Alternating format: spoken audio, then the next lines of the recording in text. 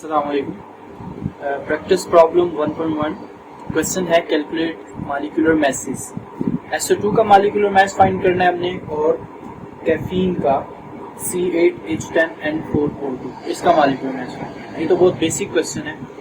तो अगर हम इसको देखें मॉलिक्यूलर मैस, लेकिन उसने कहा है मॉलिक्यूलर मैस फाइंड करना है AMU में, तो आपने क्या करना है, जितने भी एटम्स हैं उन सब का मैस आप सम कर लें। तो इसका मॉलिक्यूलर मैस ऑफ SO2, तो इसमें आ जाएगा molecular atomic mass of sulphur plus 2 oxygen है, तो इनका एटॉमिक मैस ऑफ ऑक्सीजन। तो इस तरह से जब आपने किसी मॉलिक्यूल का मैस फाइंड करना होता है तो उसमें मौजूद जितने भी एटम्स हैं उनका एटॉमिक मैस आप जमा कर लें, सम कर लें उनका। तो सल्फर का एटॉमिक मैस होता है 32 AMU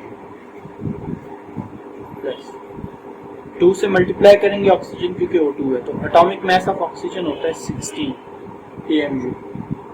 तो ये आंसर आपका आ जाएगा 64 AMU।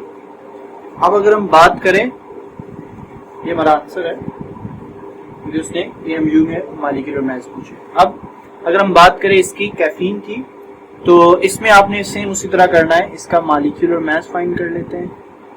मॉलिक्यूलर मैस, तो 8 कार्बन है प्लस 10 हाइड्रोजन है प्लस 4 नाइट्रोजन है प्लस 2 ऑक्सीजन है।